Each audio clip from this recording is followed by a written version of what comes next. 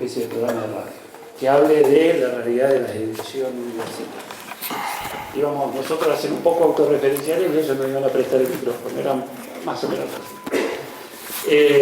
Y a partir de hace 2 años más o menos, yo quiero creer que también tiene que ver con esto, los compañeros de la editorial empezaron a recorrer la ciudad leyendo libros que hablaban de la ciudad. Entonces, se hizo una experiencia que se llamó Paraná, Tacita de Porcelana, que la encaró a Alexis Chapsovsky y agarró estos libros, muchos de estos.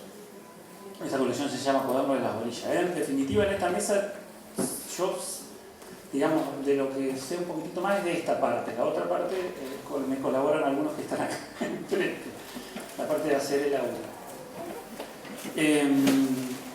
¿Y qué se hacía con el Paraná, Tacita de Porcelana? Primero se tomó un prestado el título de un texto de Roberto Ar. Y se recorría la ciudad y se leían piezas que hablan de la ciudad, de los monumentos, y se hacían de manera colectiva. Ahí se sembró algo, igual que habían sembrado. Y el año pasado teníamos una idea que nos trajo hasta acá y me trajo a mí hasta acá hoy. Vamos a ver hasta dónde nos lleva. Estamos en el medio de algo que es, tenemos muchos textos que hablan de la ciudad. Tenemos una radio con la que podíamos trabajar piezas en conjunto. Bueno, lo primero que surgió es darle forma a un programa que se llamó Pruebas de Aire. Aquí está uno de los conductores. El otro debe estar del otro lado del charco, probablemente. Y ese programa tenía varios componentes. Uno de sus segmentos sirvió de sustrato para sembrar la semillita de los audiolibros, del primer audiolibro. Porque se invitó a artistas de la región a leer textos que están contenidos en alguno de estos libros. El programa tenía varias aristas. Pero otra recuperaba la idea de que la editorial sea autorreferencial y hable de editores de editoriales de universidades del país. Pero a su vez en una partecita del programa había una lectura. Ese programa tuvo 10 ediciones. Está disponible, se va a seguir viviendo algún tiempo más, está en Spotify. Y decía, ahí fue el sustrato porque ahí se escucharon por primera vez los cuentos que reuniríamos. Ya sabíamos que nos íbamos a reunir en un primer título de una colección que llamamos Libros para Escuchar. Escuchamos la observación. Así que Libros para Escuchar, y el primer título se llama Urbanidades. Ahí está, Urbanidades de Paraná, volumen 1. Esa es la carátula que diseñé. Y ahí reunimos piezas que hablan todas de la ciudad. Esto es un poco caprichoso, pero por eso me fui hasta el contarles que recorríamos la ciudad con eso, porque en realidad nosotros queremos hacer de a poquito todos los libros de la editorial que podamos, y mientras que nos acompaña la gente de la radio y trasladándolos a este soporte. De modo que el primer paso fue hacer una selección y pensar ese punto de partida de que podíamos publicar algo que pueda ser oído y ser escuchado y que nos permita reconocer en la ciudad cosas que por ahí los que la transitamos rápidamente solemos no ver y aquellos que nos visitan puedan conocer. Como les decía, desde el programa y desde la radio se encargaron de ir seleccionando voces, de ir convocándolos. Hubo gente que se prestó a esta experimentación y de eso surgieron los textos que integran el volumen. Fíjate que podés poner Tacita de Porcelana, unos segundos nomás, pero como para que aprovechemos y escuchemos.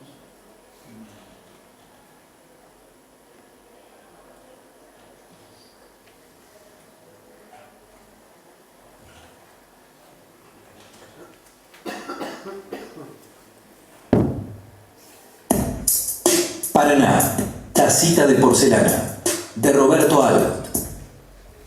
Vamos entrando hacia el puerto de la ciudad de Paraná. Por la orilla, al pie de montes de azufre, en un sendero sembrado de trozos de mármol, caminan dos chicos. Su sombra se alarga en la desolación de la orilla caliza. Aridez de tierra africana. Entre cascotes amarillos, una mancha verde, contrafuertes, barbacanas naturales, torres de tierra amaranto y luego montes como de azufre, terribles, ásperos, bajo un cielo inmutable de azul al ferropuciato. Así comienzan todos, anunciando el título del texto y el autor. Cierran todos con la voz de los narradores, en este caso es Dayoud. Gerardo Dayoud. No, Raúl Dayoud. Y en el siguiente caso es Fontelles, Silvina, a ver si lo podés poner, porque lo que hicimos es aprovechar una de las cosas que se van a poder disfrutar es que cuando Arte escribió de Paraná hubo una vecina que le contestó desde el diario, muy indignada por sus apreciaciones sobre la ciudad. Entonces ese chiste decidimos conservarlo en esta primera edición. Señor Roberto Alt, carta de una lectora firmada Visa. Señor Roberto Alt, soy una mujer y como mujer observadora, exageradamente observadora. Todo lo que usted vio, lo veo yo, pero bajo otro aspecto. Usted miró, pero no vio bien lo que Paraná tiene de bonito y exageró lo que pudo haberse perdonado ante tantas bellezas. Por ejemplo, vio usted solo las casas de colores chillones, como les pasa a las criaturas atraídas por tonos vivos. En cambio, no dice que existían edificios modernos de los cuales está llena la ciudad, con sus frentes uniformados en color gris, tristes del color de la edificación de Buenos Aires. ¿Y qué me dice de los carritos tirados por caballos petizones y cabezudos, de enormes cabezas? Esos... Bueno, dos pedacitos nomás, allá está la voz de nuestro locutor, el perro, pero hubo muchas personas que tuvieron que hacer algún tipo de aporte, siempre muy entusiasta y muy generoso, porque para poder aventurarnos en estas cosas necesitamos contagiarnos entre los que decidimos hacerlas. De momento el desafío es, como les decía, incorporar esta posibilidad de desarrollar los audiolibros en la universidad, editados en una colección que va a tener como editores tanto al Sistema Integrado de Radios como a la editorial de la universidad. El contenido, en principio, y yo digo en principio porque verdaderamente no sé luego cómo va a ir ocurriendo qué viene, es el que está ya contenido en nuestros libros físicos, en estos y en los que aportan los docentes. Pero luego, no sé, el camino nos puede llevar, yo pensaba que también se pueden hacer trabajos que sean materiales complementarios, donde haya libro impreso con parte, o libros que solo sean pensados como audios, quién sabe. De momento lo que sí hicimos fue embarcarnos en esto y decidirnos a ver si podíamos fabricar algo, o sea, así como podemos fabricar esto, probarnos que podíamos fabricar esto otro. Y de momento creo que los aspectos de producción, salvo los recursos que hay que considerar siempre, que eso es otra cuestión, pero estamos en condiciones con un estándar aceptable de calidad y de hacer una buena realización. Ahora lo que decimos siempre es, no hay libros sin lectura, sin lector, o sea que nada de lo que pensemos si no va a ser escuchado no va a tener sentido, de modo que hay que hacer dos cosas, saber hacerlo bien y por otro lado saber darle visibilidad y que se pueda producir ese encuentro, de modo que tenemos que empezar a trabajar las ideas que tenemos, empezar a concretarlas de por dónde es que vamos a ir a encontrar a estos lectores. Esta primera publicación la pensamos siempre gratuita para ponerla a circular lo más rápido posible y contar que podemos hacerlo, así que de momento tenemos previsto subirla a nuestra internet, etcétera, a nuestra página editorial, a las plataformas que está usando la radio, pero luego no sé, quizás haya contenidos pagos, quizás haya contenidos complementarios, como decía, eso habrá que ir desarrollándolo. Lo que sí sabemos que es solo el primer libro y que respondidos a algunos de estos interrogantes que les decía, vendrán otros.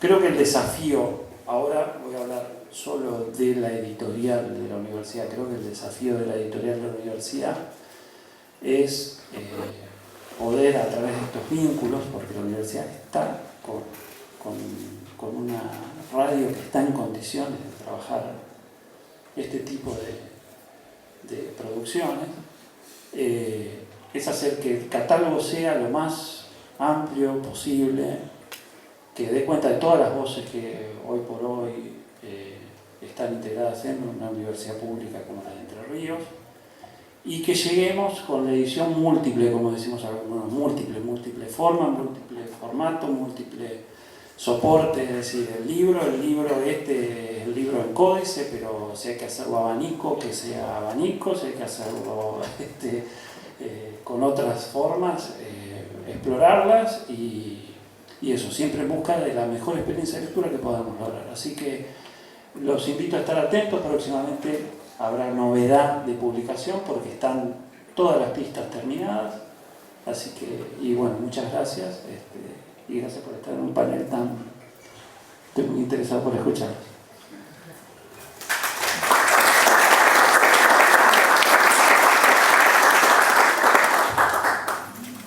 Sebastián Grandi nos va a contar algo que te adelanté, que les adelanté, que tenía que ver con otra editorial universitaria a partir de su tarea de productor, de realizador radiofónico, de inquieto buceador de información, para luego desembocar en Operación Sinatra, libro del cual es coautor.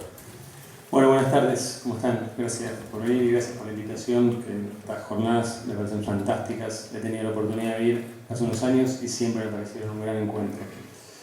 A ver, como decía Oscar, efectivamente, cuando me enteré de mis compañeros del panel, empecé a hacer algunas averiguaciones. Llamé a Eudeva, la editorial de la Universidad de Buenos Aires, en la que me formé y cuya radio dirigí durante unos años, y les pregunté qué están haciendo ustedes de audiolibros, y me dijeron nada, absolutamente nada, pero tomemos un café. O sea que se avivaron en el momento en que les hice la pregunta. O sea que supongo yo que para las próximas jornadas a lo mejor hay novedades sobre los audiolibros de Eudeva, pero lo que voy es, como productor de radio, como periodista y autor de libros, es decir, de alguna manera todas las temáticas que se están tratando acá me involucran, me parece que hay varios puntos a pensar, básicamente. El primero es que como productores de radio, como gente del medio, tenemos que empezar a pensar de una manera distinta. La radio la conocemos, hace 99 años que la vivimos en Argentina, padecemos sus crisis económicas. Hoy más temprano hablábamos del libro de Migrey, de los radioteatros y cómo pasamos de las orquestas, a eliminar las orquestas, a eliminar los radioteatros, a achicar los estudios, a ponerle computadoras y eliminar las bandejas de discos. Es decir, la radio va transformándose tecnológicamente y adaptándose a las coyunturas económicas y a las necesidades de la audiencia constantemente. Y me parece que el gran desafío que se nos viene ahora es que la radio empieza también a competir con los criterios de producción que estamos usando con el formato digital, ¿no? Con el on demand, con Spotify y con todas las plataformas de podcast y los audiolibros y todas las alternativas que tiene la audiencia para consumir un contenido en el horario que podría estar consumiendo el producto tradicional de radio, ¿no? Primero fue la televisión como la competencia, bueno, ahora no alcanza el día, si uno quiere dormir, yo duermo 6 horas y media, si quiero dormir no me alcanza para consumir todo lo que quiero consumir, si además quiero leer y ser un buen padre de familia y cocinar algo cada tanto. Es decir, no alcanza el día. De manera que hay que estar atentos a ver cómo hacemos para captar la atención, por un lado, y por otro lado cómo hacemos para reconvertirnos nosotros y pensar nuevas formas de este oficio que sabemos hacer, que es el de producir, bueno, transformarlo en otra cosa. El podcast es claramente un camino, el audiolibro es claramente un camino. Los audiolibros en la Argentina, las grandes editoriales son las que están trabajando, que hay dos grandes multinacionales instaladas en Argentina, que son Planeta y Penguin Random House, están trabajando el tema del audiolibro. Obviamente lo hacen con un objetivo meramente lucrativo, es decir, venden este formato y está claro que apuntan a trabajar aquellos títulos que estiman que van a tener un público, es decir, no van a desarrollar un formato de audio sobre libros que tienen una expectativa de venta medianamente baja. Necesitan reproducir en general aquellos que encabezan las listas bestseller, reproducirlos en otros formatos. El objetivo es que ellos también están sufriendo la crisis de la lectura, del formato, como decía él, de cuál es la forma nueva que vamos a encontrar para leer en el futuro, para transmitir nuestro mensaje. Entonces, ellos también tienen ese mismo problema, y de manera que tienen que incorporar lectores, incorporar su audiencia, adaptándose también a esta forma. Y acá es donde entramos nosotros, y somos los que sabemos hacerlo, de alguna manera, somos los que sabemos resolver esta situación, y necesitamos apuntar a la creatividad para que no sea solamente, que los hay, un tipo leyendo, que solamente lee, ¿no? Y pasó, vino y lee como si pudiera leernos alguien al lado un cuento a la noche antes de dormir. Y ahí va otro punto que pregunté en las editoriales cómo trabajaban el público, pregunté en las plataformas qué público piensan, digamos, y es muy interesante porque están pensando en un público que hace las mismas actividades que hace la persona que hasta acá escuchaba la radio. Por ejemplo, el tipo que va en el auto. A nosotros nos gusta, me dijo uno, nos gusta mucho el tipo que queda encajado en el tránsito, porque a veces nos puede escuchar, puede darle mucho tiempo a escuchar un podcast o un audiolibro. O aquella persona que sale a correr y pone un audiolibro. Tengo un amigo, muy amigo mío, que escucha, está al día de los últimos lanzamientos editoriales y no leyó ninguno, los escuchó todos, ¿no? Mientras sale a correr, corre mucho, está muy bien físicamente, flaco, qué sé yo, y está al día, y usa ese tiempo para escuchar libros. Entonces, hay un trabajo de producción primero, de tratamiento del lenguaje después. Y después, ¿con quiénes se trabaja? A lo mejor Florencia va a avanzar sobre ese tema, pero ¿con quiénes se trabaja? Hay autores, Sacheri es un gran caso, recién hablábamos de Cassiari, que es otro gran caso, autores que saben leer muy bien, que saben usar el micrófono con mucha habilidad, y otros que se inhiben y no saben leer en voz alta y darle ritmo y darle entusiasmo a una lectura. Sí, están los doblajistas, que es una tarea también maravillosa, los locutores que pueden adaptarse a la posibilidad de transformar esto. Y después están nosotros como imaginadores, como productores, darle contenido, darle ritmo, darle suspenso, generar los climas necesarios para hacer de una lectura una experiencia mucho más rica que la lectura en sí. Entonces, lo que empezó como un libro, y acá me pongo yo en mi rol de autor, este libro que publiqué el año pasado, Operación Sinatra, que hice con Diego Mancusi, es una investigación sobre la visita de Frank Sinatra a la Argentina en el año 1981. Sintéticamente, Sinatra vino, hizo 6 conciertos en Buenos Aires, todo el mundo recuerda que lo trajo Palito Ortega y que Palito Ortega perdió muchísimo dinero con esta visita. Nosotros en la investigación contamos algunas cosas más, como que Palito tenía un socio que era el que tenía el contacto con Sinatra, los vínculos con la dictadura del momento, la dificultad para nosotros de explicar que el Palito Ortega de los años 80, del 81 precisamente, no era el mismo Palito Ortega, no es el mismo Palito Ortega que todos conocemos hoy, que es un personaje simpático y carismático y muy amigo de Charly García y que le salvó la vida de Charly García. Bueno, el Palito de los finales de los 70, principios de los 80, era un tipo vinculado con el poder político, un empresario que se había reconvertido de músico a director de cine en películas financiadas por la Policía Federal o por la Fuerza Aérea y demás, y que cuando vio que su negocio económico como productor se iba a pique porque la realidad argentina, como a casi todos, lo estaba arrastrando en ese momento, bueno, recurrió al poder de turno para poder salvar su negocio, ¿no? Y la primera pregunta que nosotros nos hacíamos es cómo una persona con tantas vinculaciones no hizo nada para salvar su negocio. Bueno, efectivamente lo hizo, él nunca lo quiere contar, nosotros lo contamos en este libro. Pero cuando investigamos, el libro nos reveló una serie de alternativas para exportar el libro mucho más allá del formato.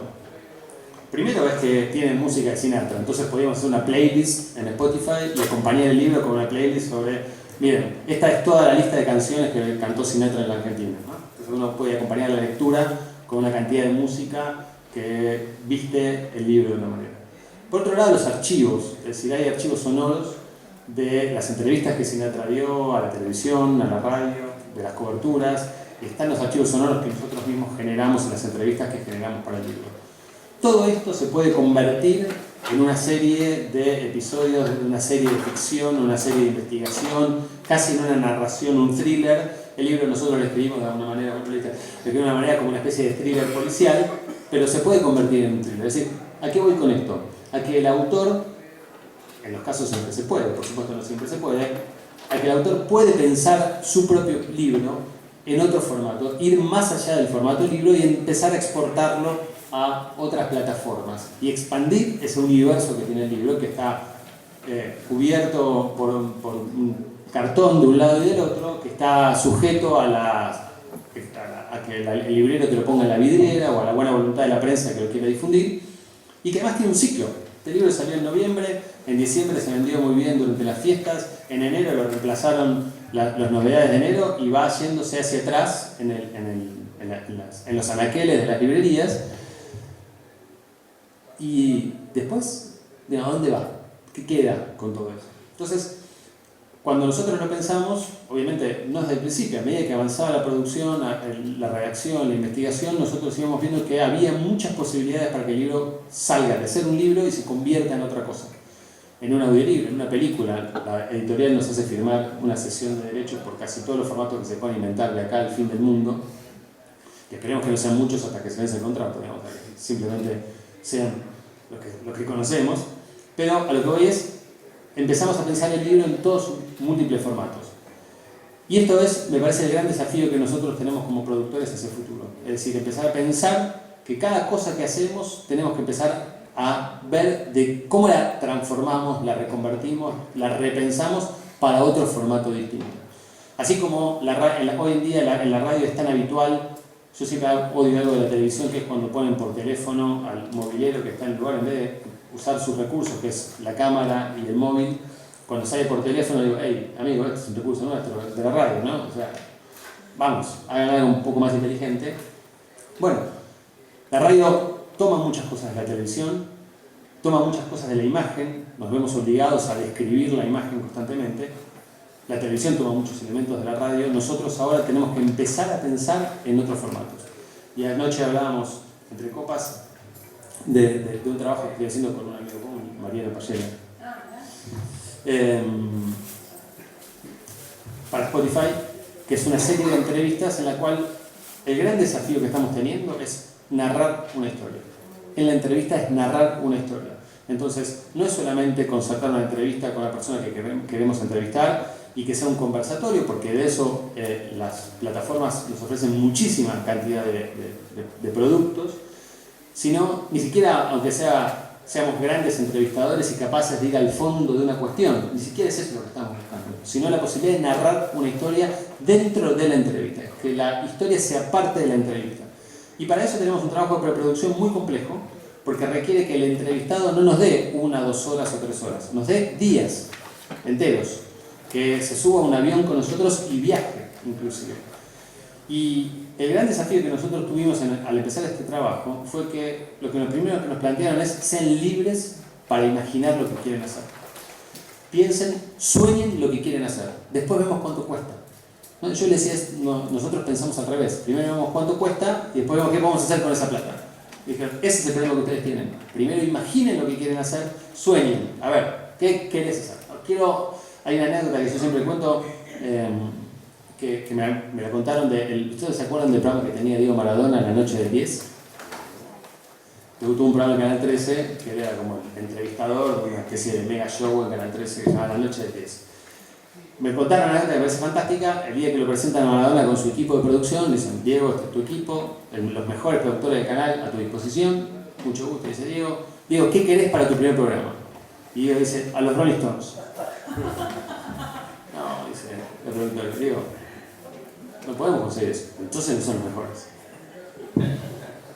Y les puso un límite. Después vemos si lo podemos traer, si Mick Jagger está ocupado, si no tenemos plata para eso. Pero Diego pensó como tenemos que pensar nosotros. Es decir, yo quiero a los Rolling Stones en el primer programa. Después vemos, a lo mejor no se puede, terminamos con los ratones paranoicos, ¿sí? Pero empecemos a imaginar sin el límite presupuestario y a crear sin con la coyuntura económica que siempre nos apremia a todos los productores argentinos, digamos. Entonces, me parece que ahí está el desafío. Pensar un poquito más allá, extendernos en los formatos. Del libro se convierte en un audiolibro, se convierte en un podcast. Eso es un podcast maravilloso con nuestro libro. Puede ser una película, puede ser un documental, puede ser una serie de podcasts de ficción, puede ser un montón de otras cosas además de un libro. Y yo como productor además de hacer radio todos los días, como es lo que hago durante mi día, tengo que transformar eso en otra cosa, llevar la radio a otro lugar, la experiencia del oyente a otro nivel, sacarlo de ese lugar. Y pensemos en la situación de cómo nos están escuchando. ¿Nos escucha en el auto? Bien. ¿Nos escucha un tipo que está corriendo con auriculares puestos o que va en el colectivo, que camina por la calle, viaja en subte con auriculares puestos? Bueno, ¿cómo hago para que viaje conmigo a donde yo lo quiero llevar? Que haya pajaritos, que haya puertas que se abren y se cierran. Esos recursos que tenía el radioteatro, que los hacían de verdad, y ahora los tenemos en una computadora, en un archivo de computadora, bueno, a lo mejor hay que volver a grabarlos de verdad. Y que sean verdaderamente creíbles y que efectivamente la puerta se abre y se cierra. Es más esfuerzo, es más cansador.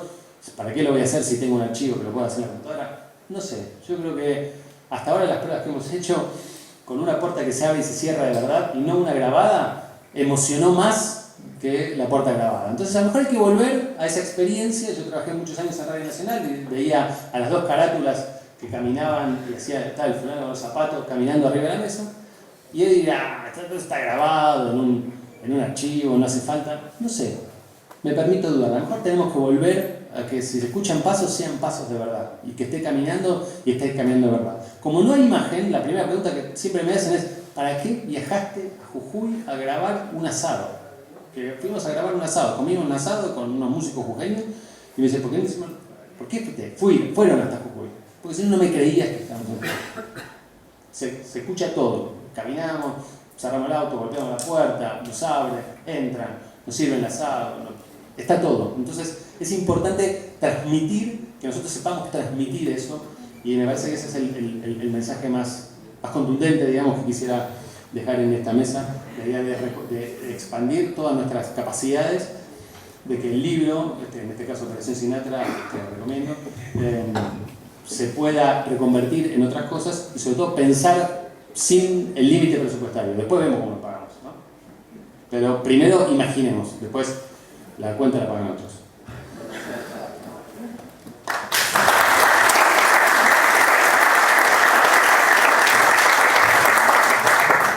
Entre sus múltiples actividades, ha fundado Tristana Producciones. Seguramente vamos a compartir algunas imágenes que acompañarán el relato de Florencia Flores y Borra. Bueno, como antes que nada agradecer el espacio. La verdad que para nosotras, las mujeres, es difícil a veces estar en estos lugares, así que también desde ese punto de vista me parece, celebro que las jornadas también tengan esa inquietud.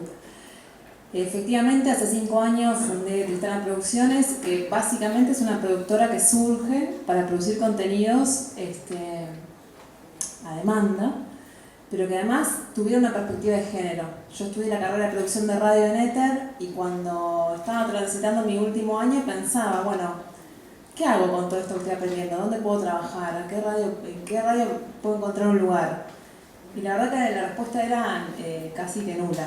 Entonces, un poco en esta lógica, como decían los compañeros, de reinventarte, de pensar alternativas, de jugar con tus limitaciones, se me ocurrió justamente eso, ¿no? O sea, bueno, que era en el 2014 cuando yo egresé, justamente cuando yo empecé con Tristana fue en septiembre, o sea que hace 5 años, y ahí capaz que ustedes, si pasás a la siguiente, ¿cómo surge Tristana? Surge de la necesidad de poder decir cosas que no le estaban diciendo. ¿Ahí ustedes ven o se corre realmente?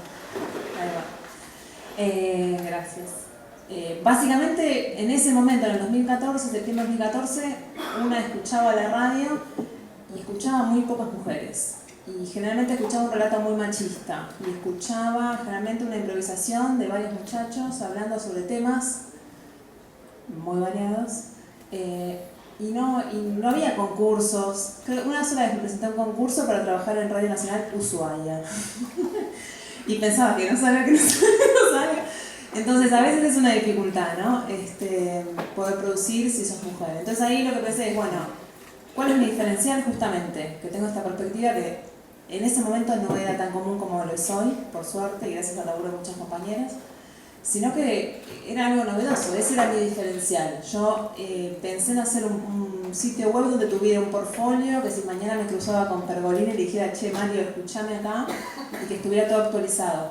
Obviamente nunca me encontré con Pergolini. O lo mismo con Víctor Hugo, con cualquier persona, Ulanowski, que una tuviera como, nada, ganas de poder emprender algo. Y un poco esa fue la idea, armar un portfolio, tener los trabajos publicados, poder producir en consecuencia. Y cuando empecé a seleccionar trabajos para postear ahí, publicar en mi sitio, me di cuenta que en general todos tenían esta inquietud de la perspectiva de género. Entonces dije, bueno, este es tu diferencial. Ahí empezamos a trabajar, me asocié con Argentina Podcastera, que es Mariana Payela, que es con quien estoy trabajando, Sebastián. Argentina Podcastera es un sitio, un directorio, donde Mariana Payela, Alejandro Somme y 2 personas más armaron justamente un directorio para poder saber, quienes hacemos podcast, dónde están los podcasts, y en ese momento que no eran tan masivos y que Spotify no existía, poder ir a un repositorio, a un directorio donde estuvieran todos los podcasts de Argentina. En ese caso, si querés igual, anda pasándola porque yo me voy ordenando. En ese caso, en ese directorio me escuchan mis trabajos de la Penguin Random House. Y entonces me dicen, esto en mayo de 2015, o sea, a pocos meses de publicar mis laburos. Me citan a una reunión y me dicen que ellos se habían dado cuenta que la diferencial que tenía mi trabajo era que había un guión de fondo, ¿no? Más allá del tema. Y yo siempre cuento esta historia porque para mí tenemos que reivindicar no solo grabar los efectos en vivo, sino la escritura de un guión. Muchas veces yo creo que está sobrevalorada la improvisación. Me parece que el vivo a veces nos corre y esto de producir cualquier tema está bien, porque total, lo que importa es quién habla del tema y no. Creo que es un modelo que a las productoras que queremos laburar desde otro lado nos hace mucho daño. Porque claro, elaborar un guión, tener quien lo interprete, grabar en el estudio, tiene otros costos que hablar de un tema, la lapicera, ¿no? Entonces, e improvisar sobre eso. Pero bueno, así fue que me surge mi primer como contacto laboral. Y de hecho hace 5 años estamos produciendo el podcast, hace 4 años estamos produciendo el podcast de Penguin Random House, donde el libro Operación Sinatra fue uno de sus episodios. Entonces, ¿estamos al tanto de todos de lo que es un podcast acá? Bueno, yo defiendo el podcast como radio. Hay una eterna discusión entre quienes hacemos podcast. Algunos dicen, no es radio. Yo defiendo el podcast como radio por varios motivos. Primero, porque los elementos que tiene el podcast son los mismos elementos que usamos para producir en radio. La palabra, la música, los efectos, el silencio, o sea, tengo los mismos elementos para producir. Lo que quizás cambia un poco es que no es en vivo, que es un contenido seriado, que en vez de salir de lunes a viernes en Radio Universidad de Entre Ríos, sale por Spotify. Pero eso no me define finalmente que sea radio, ¿me explico?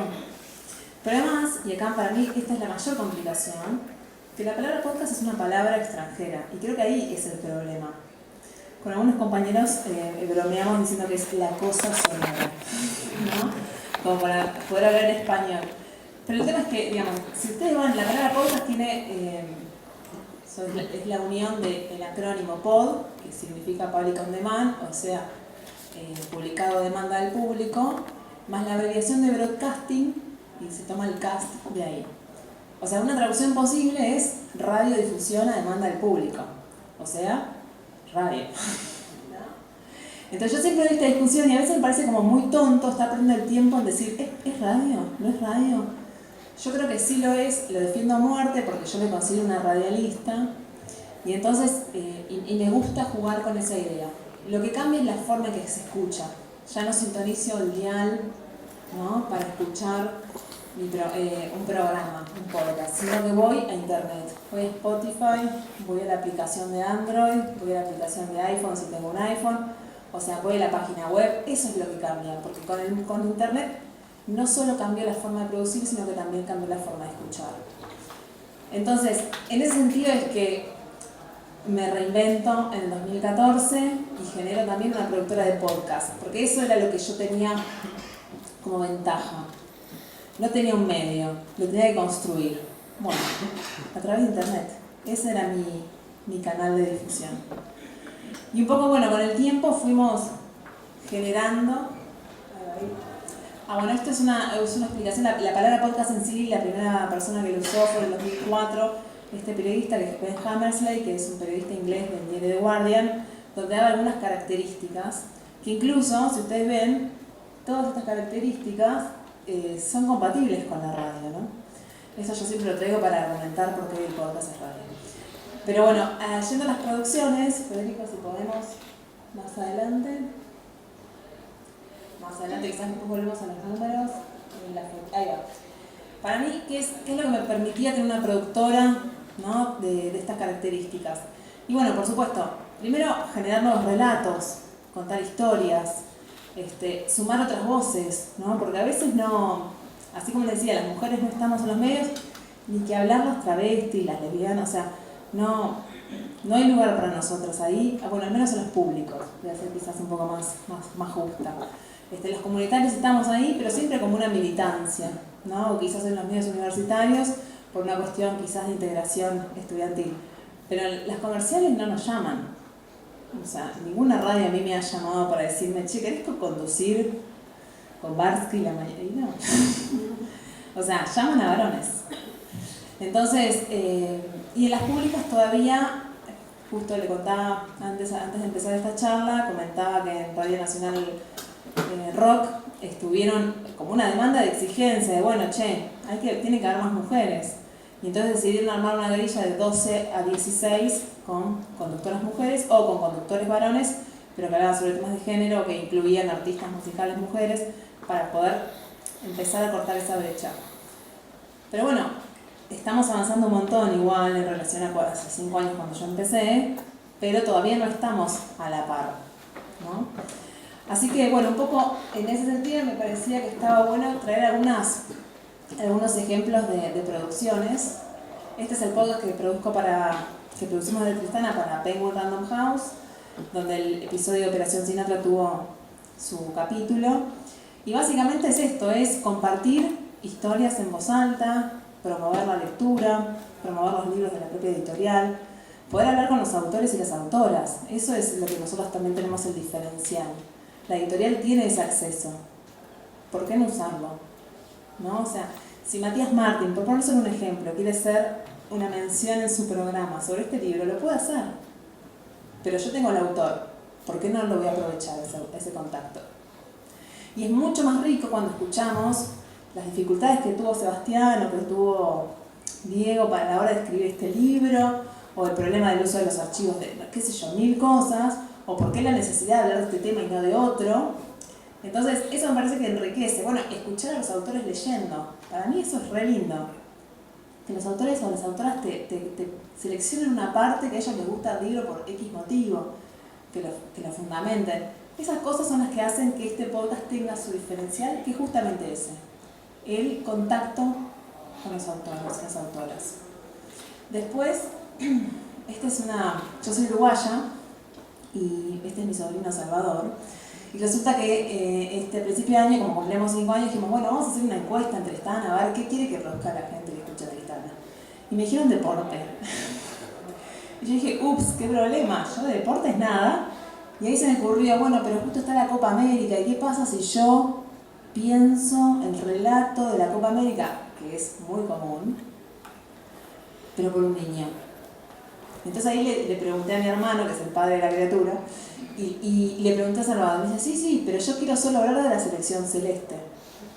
Entonces, bueno, hicimos Relato Celeste, que es este podcast, y claro, y las reflexiones de Salvador en relación con por qué Suárez erró el penal con Perú, claro, no tienen desperdicio.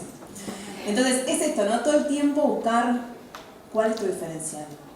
Además de que para mí, producir este podcast tiene el placer de que mi sobrino tenga, dentro de 20 años, cuando sea barbudo, peludo y no nos dé bola, de escuchar de su registro de niño, ¿no?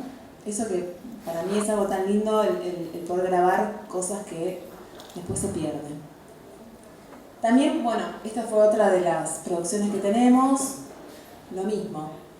Como en este mundo autogestivo de tener tu tu emprendimiento personal, que se va sumando gente, que va creciendo, que va tomando color, y decir, ¿cómo nos financiamos? ¿Y cómo seguimos buscando fondos para seguir produciendo? Porque además yo milito la causa de que no podemos laburar más gratis, sino que tenemos que poder tener un sueldo por ello, poder dedicarnos a esto.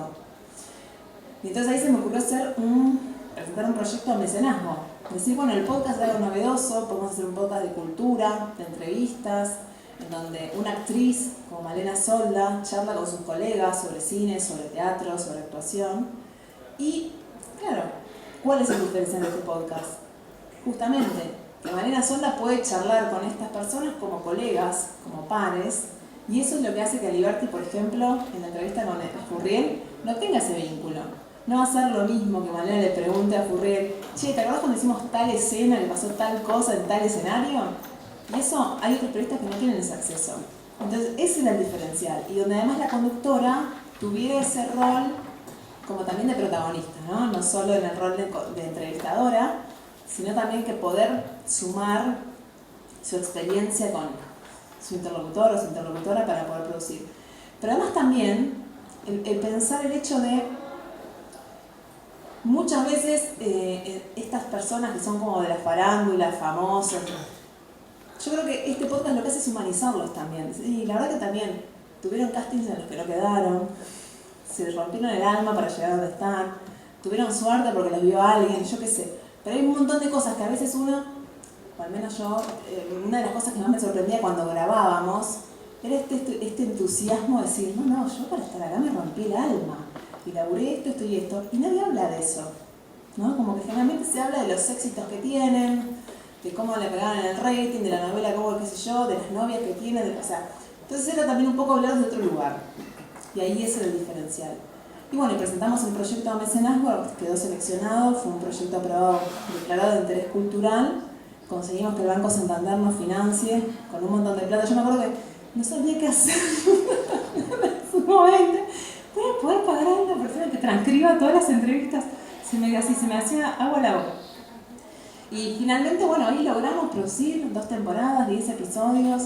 Bueno, por supuesto, como gente con cierta presencia en redes sociales, en medios, se escuchó muchísimo. O sea, estamos trabajando ahora en una tercera temporada, ojalá se nos dé. Pero son cosas que también en este camino de la autogestión, del emprendimiento, es como que empezás a reinventarte en todos los aspectos, no solo en lo narrativo, de cómo contar lo que contar y por qué diferenciarte, sino además en lo económico, cómo conseguir fondos para poder trabajar, cómo conseguir generar estrategias para poder producir cosas de calidad, con guión, con una gráfica que lo sustente. En el último ejemplo que traje, estos son solo algunos ejemplos porque tampoco quería aburrirlos con tanta información, pero Señoras de Internet, por ejemplo, es un podcast que hicimos para una organización que se llama APC, que tiene una campaña. APC significa Asociación para el Progreso de las Comunicaciones, y ellos tienen una campaña entre el 25 de noviembre y el 10 de diciembre, que es los 16 días por el activismo contra la violencia de género, y ellos ahí decidieron hacer, para promocionar sus programas y esta campaña, 4 historias ficcionadas sobre relatos de mujeres en un futuro no muy lejano, que en ese momento serían abuelas, ¿no? Contando sus batallas feministas.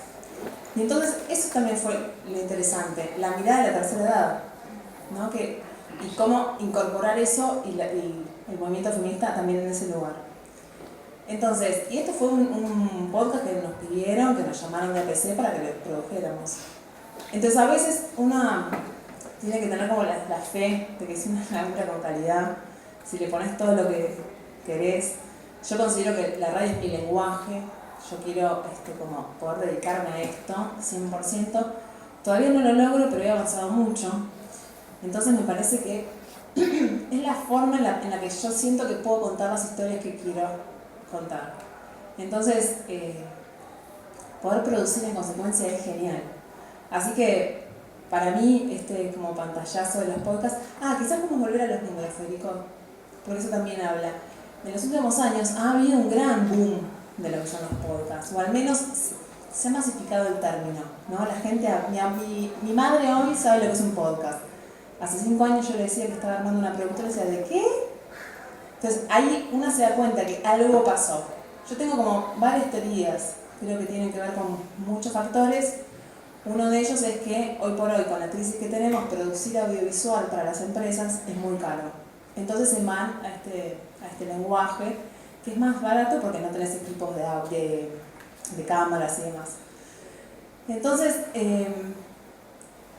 una cosa que hemos hecho, tanto en 2017 como en 2019, con algunos podcasteros y podcasteros locales y de España y latinoamericanos, es poder también entender, si yo mañana quiero ir a Coca-Cola y decirle, che, Coca-Cola, vamos a hacer tu podcast, ¿qué le puedo decir? ¿Cuánta gente escucha podcast? ¿Quiénes son los que escuchan podcast? ¿Dónde están? ¿Son universitarios? ¿Son viejos? ¿Son jóvenes? ¿Son mujeres? ¿Son varones? Entonces decidimos armar esta encuesta, es una encuesta POD, se hizo en 2017, estos son los resultados de 2019, están recién salidos del horno, y aquí encontramos como algunos puntos interesantes, sobre todo también para poder convencer a gente de que invierta en este lenguaje, ¿no? Por ejemplo, bueno, la franja etaria, ¿no? El primero es entre 26 y 35 años, el segundo grupo es un 28% entre 36 y 45, o sea que está muy bien marcado quien escucha podcast. Los abuelos siguen prendiendo la radio, pero esta gente sigue de entre 18 y 45, empieza a escuchar, como decía Sebastián, en su auto, en el transporte, mientras hace la comida, mientras cocina, mientras lava los platos. Esos tiempos muertos la gente escucha podcast cuando hacen ejercicio. Entonces también es entender los momentos en los que se escuchan y cómo se escuchan. Sabemos que la mayoría pagaría por estar, digamos, sabemos que la mayoría escucha casi todo el episodio, ¿no? O sea, para que se hagan una idea, cuando vos vas a escuchar un podcast, te suscribís en una plataforma, ya sea en tu celular, o en tu tablet, o en tu computadora. De eso te llega un aviso, che, mirá que el programa de Ulanowski tiene un nuevo episodio, y ahí lo descargas. Está configurado para que cuando vos, por ejemplo, tenés un wifi, se descargue automáticamente y cuando lo escuchaste se borre, para que ni siquiera te ocupe datos. O sea, está pensado para que sea todo fácil, ¿no? Ahora Spotify abrió su mercado y tiene podcast, que ese es otro debate, porque yo siempre digo, Spotify le paga a los músicos, pero no nos paga a los productores de podcast. Entonces ahí también tenemos otra batalla que dar. Hay quienes me dicen, bueno, pero nosotros los podcasteros sin Spotify no somos nada. Y bueno, pero Spotify sin nuestro contenido tampoco es nada. Entonces hay que buscar, claro, si yo sola doy la batalla, Spotify va a decir, mira, Florencia, saca todos tus programas y ya. Ahora, si nos juntamos, si nos organizamos y vemos, Argentores está trabajando en esta línea, bueno, quizás sí, che, pará, la ley de autor, yo qué sé, bueno, se puede discutir. Pero lo que les quiero decir es que generalmente nuestras audiencias son universitarias, son capacitadas, a veces escuchan podcasts en distintos idiomas. Tenemos gente que escucha casi todo el episodio, es decir, se suscribe y está atenta y con auriculares escuchando lo que estamos diciendo. Es una escucha distinta a la M o la FM, que a veces está simplemente de fondo. Esto es como se genera como un vínculo un poco más íntimo. Pero además, sabemos que hay gente que pagaría por suscribirse a esos contenidos. Con lo cual te diría que está buena la idea de pensar, de hacer audiolibros, ¿no? Tipo, pagos. Pero bueno, parecen cosas que no. Yo también participo en Furor Podcast, que es una iniciativa que llevamos con otras compañeras, y este año vinieron dos chicas a decirnos que querían producir su podcast, que no tenían ni idea de cómo hacerlo, y bueno, nosotros les pasamos un presupuesto. Y no tenemos nada de dinero. Bueno, busquémoslo. Creamos un financiamiento colectivo en Ideame, que es una plataforma donde vos presentas tu proyecto y la gente colabora. Y juntamos bastante dinero. Entonces, cuando a mí me dicen, no, la gente quiere escuchar a 4 boludos hablando sobre Starbucks. No, hay gente que quiere escuchar contenido de calidad, bien hecho, bien grabado, bien producido, y incluso a veces hasta lo paga por adelantado. Entonces hay que pensar en esas estrategias para poder producir de manera independiente mientras que los medios nos contraten. Y bueno, y ojalá llegue el día en que los medios nos contraten y hagamos podcast y tengamos una cobertura médica y demás. Pero bueno, detalles. fin. Lo que quiero decir es que la verdad que el camino de la producción, en lo personal, es muy placentero y que bueno, que también está el desafío de ponerle ese diferencial, esa mirada propia y romperte el alma para poder sobresalir de el mundo, que no es fácil.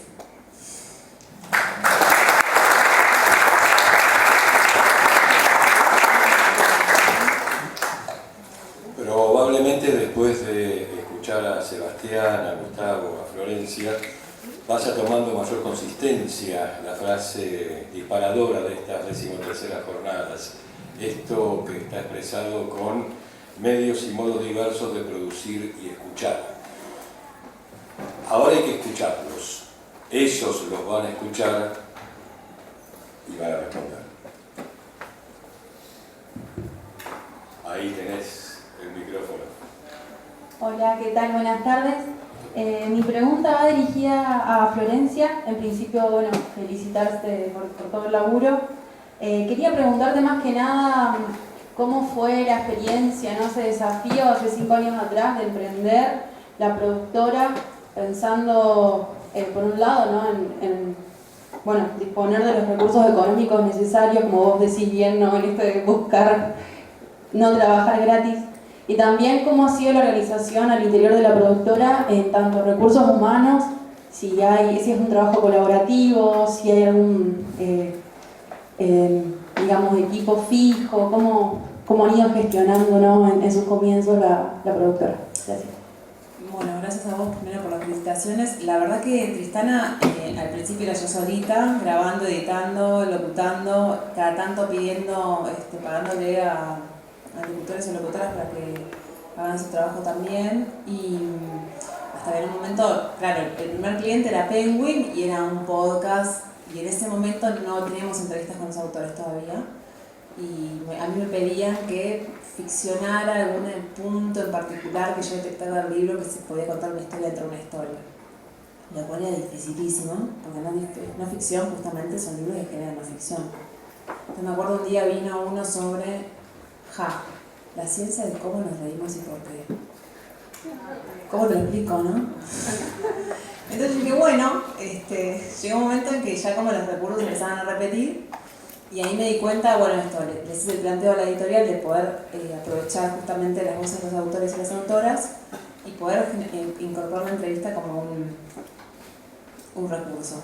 Y ahí, bueno, empezó a surgir que empecé a trabajar con más personas, empecé a contratar locutores y locutoras fijos, ya como facturando, ya como más una cuestión institucional, si se quiere, donde hay un balance, hay un contador y demás. Y la verdad que estuvo bueno el desafío porque de alguna manera siempre fuimos creciendo. Después, aparte, el podcast de Penguin fue un podcast que a mí me dio mucha visibilidad.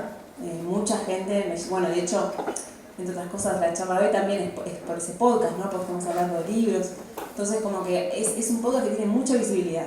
Mucha gente lo escucha, mucha gente le interesa saber cómo Penguin se le ocurre producir esto. Y la verdad que, bueno, eso me permitió también que otras empresas me conozcan, agencias de publicidad, que me empiecen a contactar para hacer proyectos. Además de estas iniciativas que nosotros teníamos, porque, bueno, Tristana de alguna manera tiene un presupuesto fijo. Somos 5 personas hoy que laburamos fijo, o sea, no todos laburamos de Tristana, pero bueno, hay 5 personas que cobran un salario que tratamos de que sea lo mejor posible, que eso lo peleamos en cada presupuesto que le damos. Y bueno, en Argentina además eso es como muy difícil porque presupuestas de un tipo de cambio de 20 y de golpe en un día es 40 y de golpe la semana 2 meses. Pero bueno, detalles que nos afectan a todos, ¿no? Así que sí, fue como un poco gradual. Lo que yo me gustaría compartir de experiencia con la editorial es que lo que yo aprendí ahí fue como a toda la mirada de marketing que yo no la tenía, yo Florencia no la tenía. Y eso a mí me enseñó muchísimo a la hora de cómo difundir lo que uno hace. Porque a veces nos rompemos el alma preproduciendo, nos rompemos el alma grabando divino, lo editamos, lo publicamos y queda ahí. Y no, y hay que reinventarse, como decía Sebastián, y tenés una playlist. Bueno, a mí justo en la editorial me dijeron, no usemos música de Frank Sinatra por los derechos de autor. es un tema. Pero bueno, esto, reinventarte, empezar a pagar música, licencias de música, banco de licencias para que no haya ningún perjuicio, bancos de licencias de efectos. A la medida que vas a estar trabajando con gente que es una empresa, que sí tienen miedo que les hagan a un juicio por algo de derecho de autor, y eso, bueno, empieza a tenerse que reflejar en el presupuesto. Y ahí había un montón de cosas que yo no tenía como claras y que quizás a la hora de salir de ETA no las tenía tan presentes, ¿no? Esto de poder tener una persona que se ocupe de las redes sociales de Tristana fue algo que en un momento tuvimos que decir, bueno, yo soy un queso con Twitter, Facebook, todo eso me aburre además. Entonces como que no era la persona indicada para estar acá y aparte de publicar la foto, o sea, entonces alguien que pensara un plan de comunicación de las cosas que se hacen.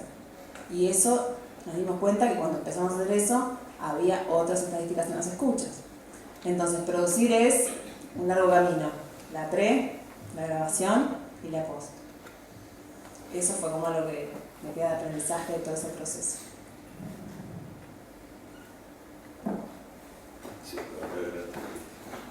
Sí, no, ¿cómo surge la idea del libro? ¿De dónde surge? La tenías, pero bueno, porque siempre fue como un mito eso, ¿no? De que Palito se fundió, se tuvo que ir y siempre tuvo. Pero ¿cómo surge? Y también que cuente un poco más de investigación. Lo que vos decís es fundamental, digamos, era un mito.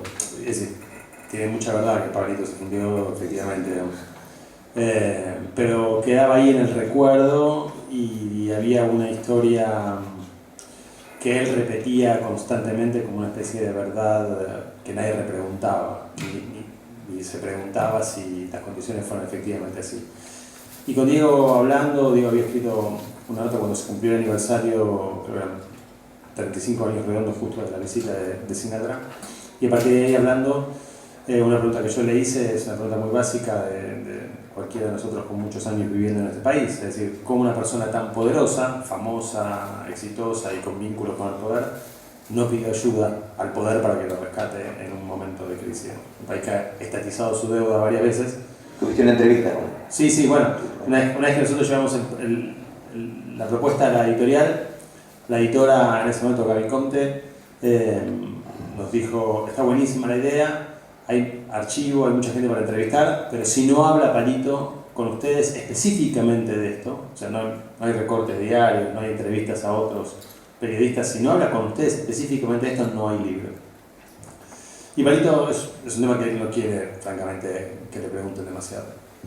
Pero bueno, conseguimos la entrevista con Palito y te diría más rápido de lo que suponíamos.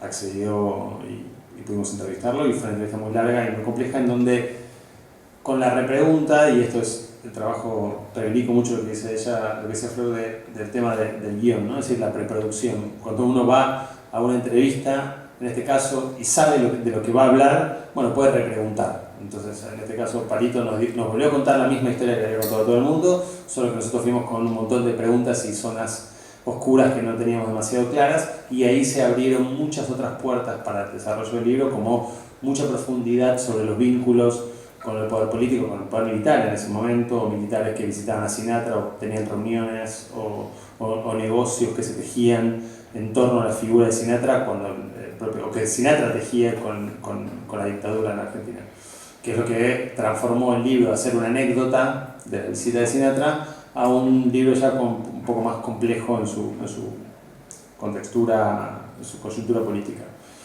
Pero bueno, y además no dejaba de ser un espectáculo musical. Es decir, era la visita de probablemente el mejor cantante del siglo XX y no dejaba de ser un hecho artístico y un hecho cultural para la época. El podcast que hicieron ellos con el libro está buenísimo porque no tiene música de Sinatra, pero parece que tuviera. Entonces te mete en el clima del universo, de la Big Band de Sinatra y creo que refleja muy bien el espíritu que tiene el libro. En su formato de texto lo traduce muy bien a una experiencia radiofónica completamente distinta.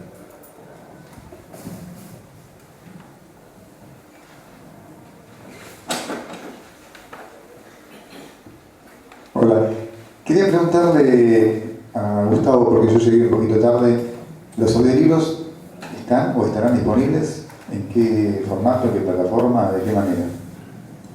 En principio lo que yo comentaba era que la experiencia que hicimos con la radio fue de producción y pensando ya la distribución de ese primer audiolibro de manera gratuita y a través de las plataformas con las que trabajamos habitualmente. La Editorial tiene su página, que es una página que nosotros desde hace un tiempo de manera decidida empezamos a hacerla con entendemos que el libro puede ser el epicentro, pero hay que empezar a rodearlo de materiales multimedios, o sea que estamos subiendo trailers y vamos a empezar a subir podcasts. Ya tenemos 4 grabados por la Facultad de Ciencias, el Centro de Producción de la Facultad de Ciencias y de la Educación. Vamos a compartir las entrevistas que hizo Víctor Fleitas, que es autor de nuestra editorial, desde su programa, entrevistas a profundidad sobre la tarea de cómo se dirige una obra, cómo se trabaja en archivo, en otras, etc. Entonces pensamos que todo eso tiene que estar volcado en las fichas de los libros, no quedarnos ya solo con la descripción bibliográfica y la reseña y eventualmente lo que solíamos hacer era las repercusiones en los medios, etc. Entonces, en principio es ahí, porque lo que queríamos ensayar era que podíamos hacer. Ahí hay un debate, me parece que es amplio, creo verdaderamente que se puede introduzco algo más, que si tiene que tener interpretación sonora o no el audiolibro. Me parece que hay que trabajar atendiendo a cuál es la experiencia de lectura que queremos generar y me parece que son todas válidas. En principio hubo bastante discusión. El audiolibro tiene, que vamos a publicar, Urbanidades de Paraná, volumen 1, tiene música original, además de que tiene múltiples narradores con voces femeninas y masculinas buscadas en función de lo que se iba a narrar.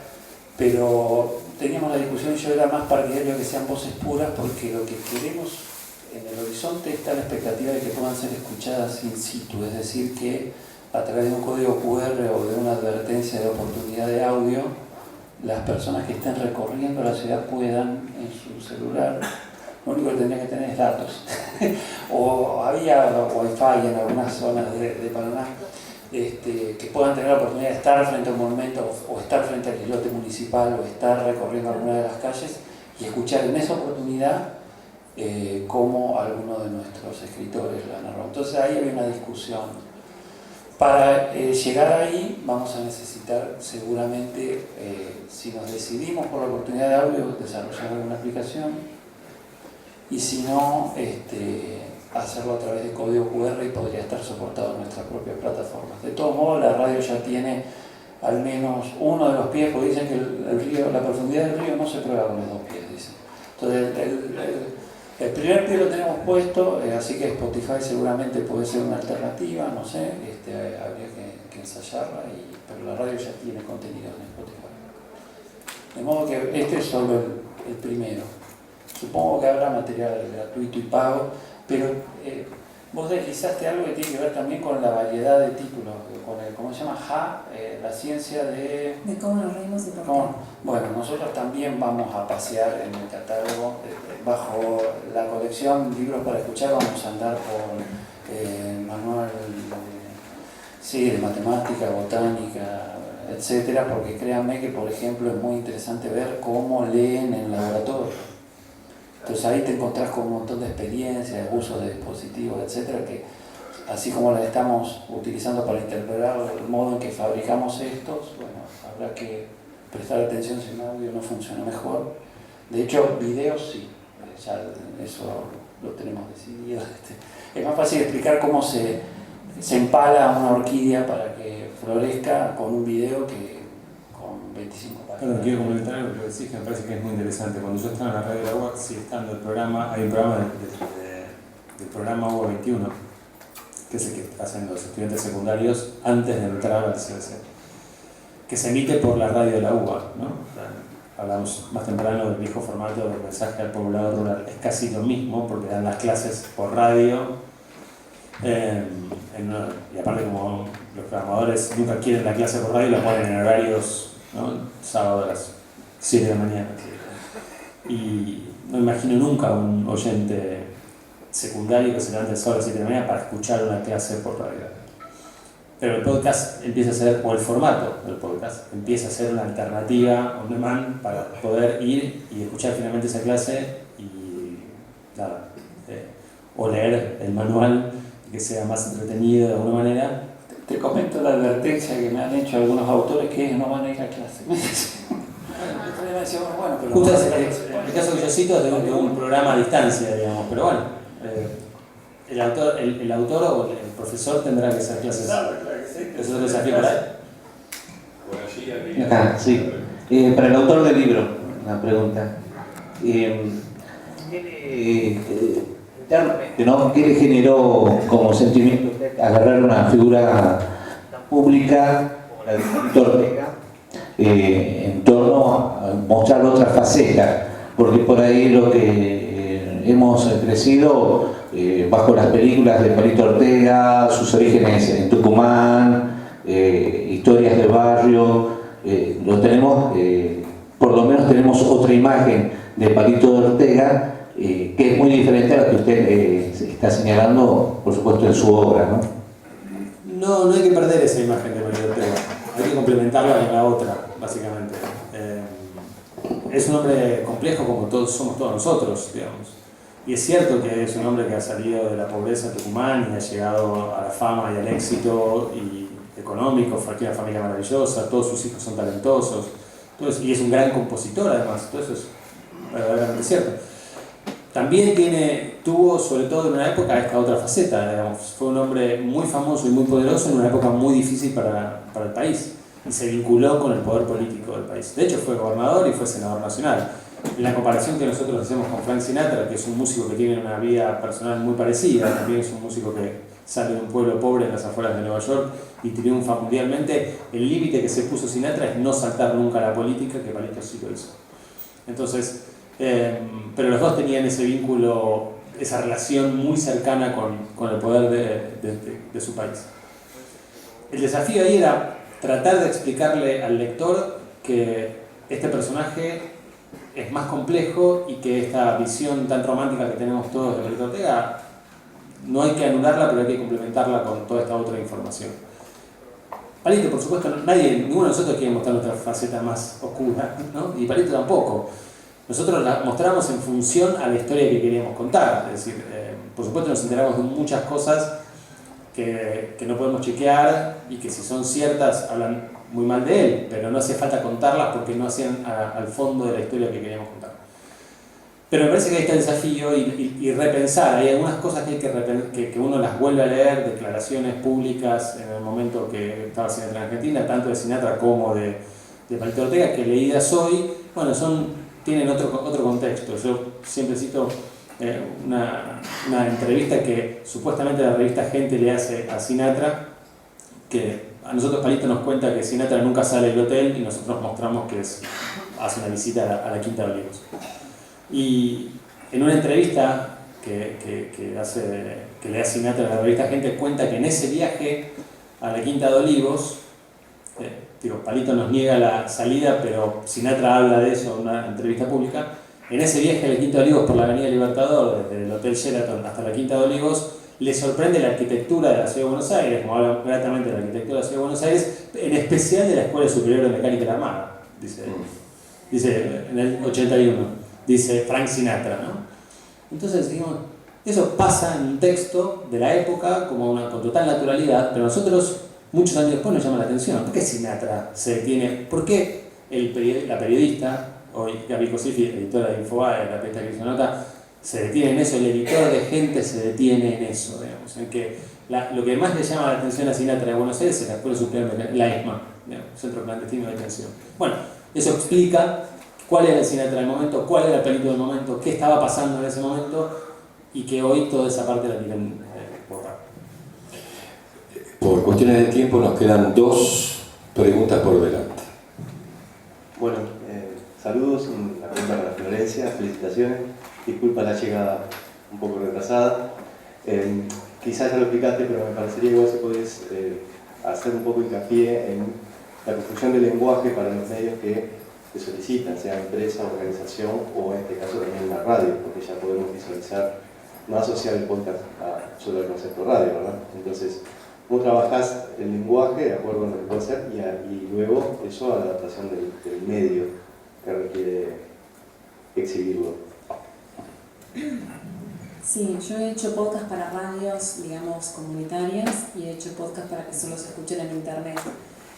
A mí la sensación, la verdad es que lo que me pasa es que me doy cuenta que utilizo mucho la ficción como un recurso narrativo para contarte distintas historias, ¿no? Entonces, me gusta como eso de bajarte a tierra un concepto a través de una interpretación, y de hecho me encantaría. Yo contaba que en el 2014 cuando empecé, mi diferencial era hacer cuestiones de género con perspectiva feminista, y hoy eso ya, la verdad que somos muchas, por suerte, las que estamos haciendo eso.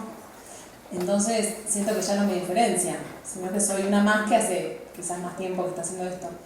Y ahí en ese sentido pienso que el próximo desafío de Tristana es producir ficción, ¿no? Producir contenido de ficción en un lenguaje de podcast que justamente desde lo narrativo tome eso, ¿no? La empatía con quien escucha, de poder transmitir una situación o recrear una situación que muchas veces vivimos cotidianamente, ¿no?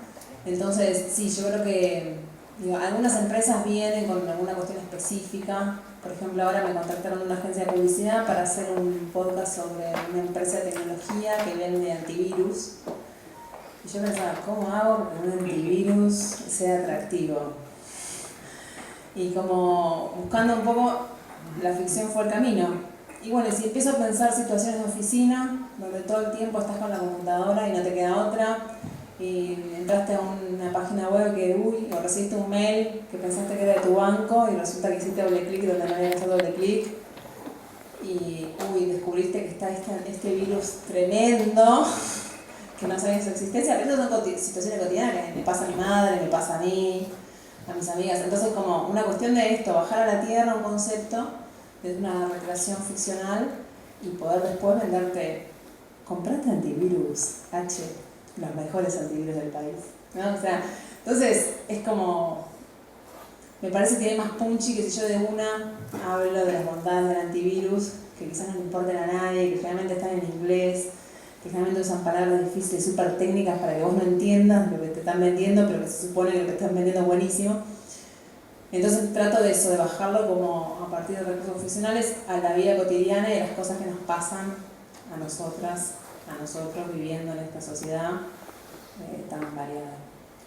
Antes de pasar a la última pregunta, los invitamos muy especialmente al conversatorio que a partir de las 20:15 y retomando este tema abordará el doctor José Luis Fernández con el título El podcasting en las radios universitarias, y la pregunta, un caso particular donde estas cuestiones las vamos a leer e interpretar en el marco de los medios de nuestras universidades. Por supuesto, también los invitamos muy especialmente a la actividad, al panel que en el aula E3 en minutos más va a comenzar acerca de la Red Interuniversitaria de Comunicación Comunitaria, Alternativa y Popular, que presentará los resultados de un relevamiento realizado en todo el país en torno a estos otros medios.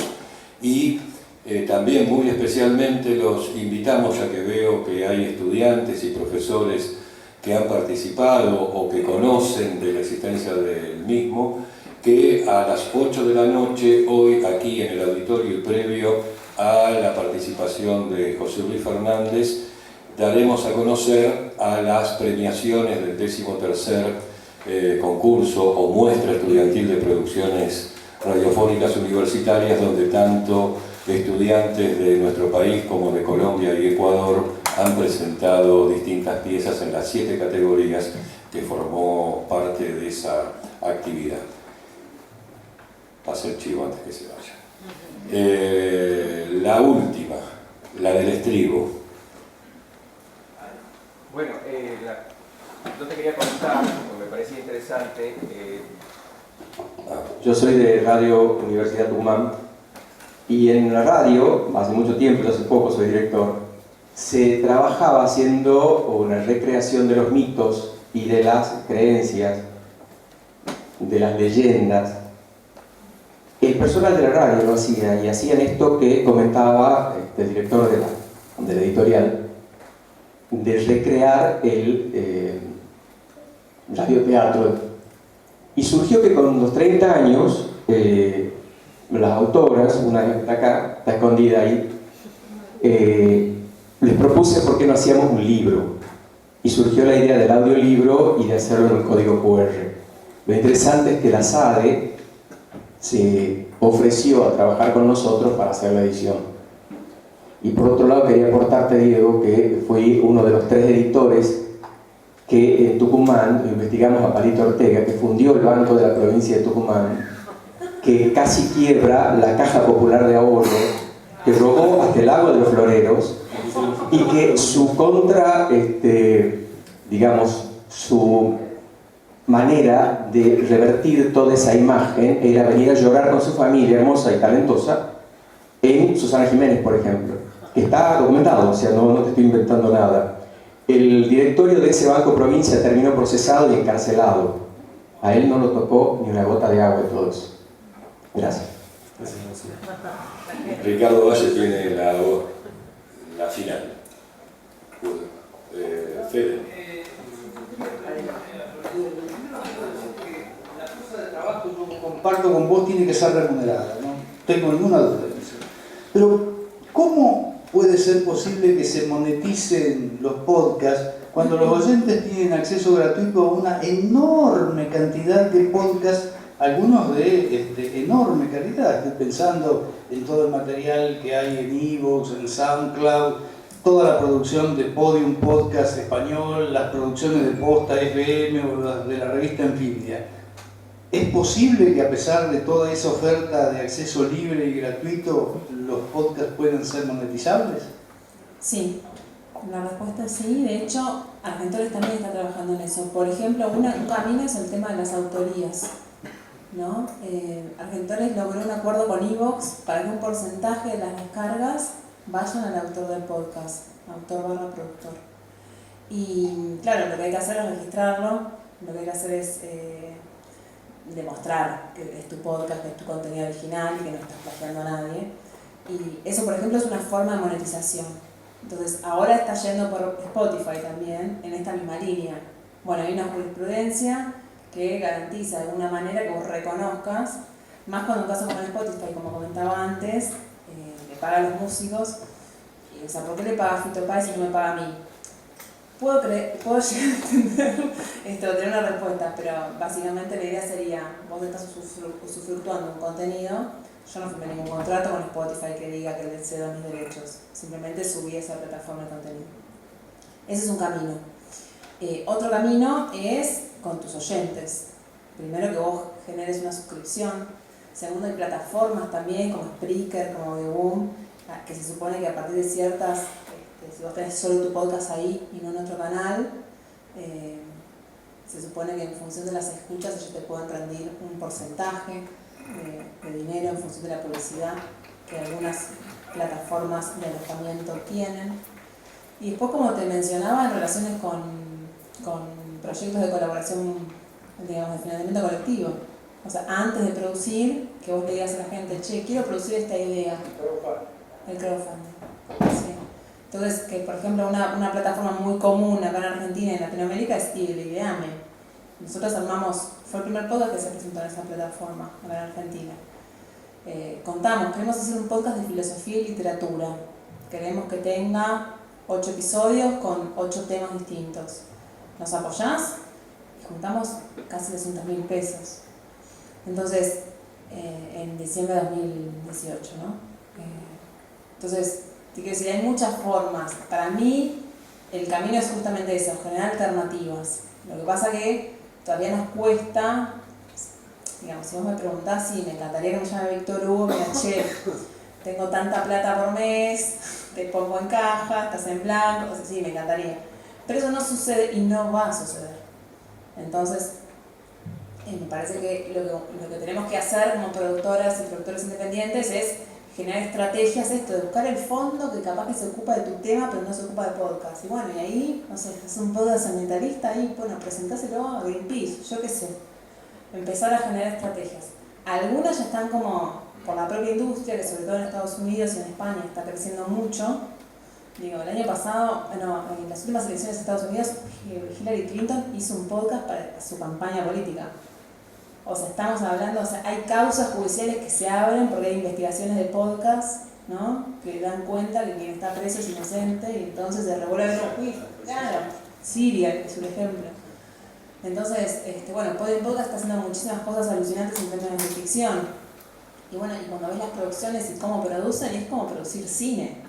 O sea, contratan actores, o sea, la última producción de Podium Podcast es Guerra 3 y contrataron a Adrián Ugarte, que es una de las protagonistas de la última película de Almodóvar.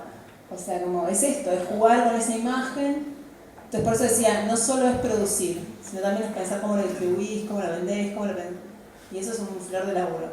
Pero sí, yo creo que está en ser creativos, buscar alternativas. Algunos canales ya están, hay que aprovecharlos y difundirlos, y otros hay que buscarlos. Pero hay una serie que publicó Spotify el año pasado que es sobre la matanza de Tlatelolco en México del 68, que fue, Spotify puso parte de la producción en la plataforma, la UNAM puso el archivo y se asociaron con la revista Rolling Stone para darle difusión. Fue muy impactante el efecto, el contexto cultural, explicar todo lo demás, que al punto tal, en ese momento de Peña Nieto, el presidente, lo tuvo que comentar en los medios, qué sé yo. Pero ahí es esa unión de partes, ¿no? Fue juntando todo, entró la UNAM, que tiene un archivo increíble, y lo puso a disposición, con buenos guiones, con buenos testimonios, y tuvo muchísimo éxito. Bueno, gracias Sebastián, gracias Florencia, gracias Gustavo, gracias a ustedes. La seguimos en la próxima.